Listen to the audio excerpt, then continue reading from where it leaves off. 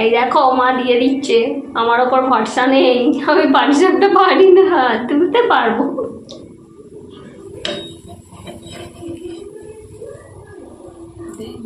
এই দেখো তুলতে পেরে গেছি। সাইডগুলো এরকম চেপে দিতে হবে। ওদিকে তেল আছে বলছে, ওদিকে নিলে হবে না, এদিকে সরিয়ে আনতে হবে।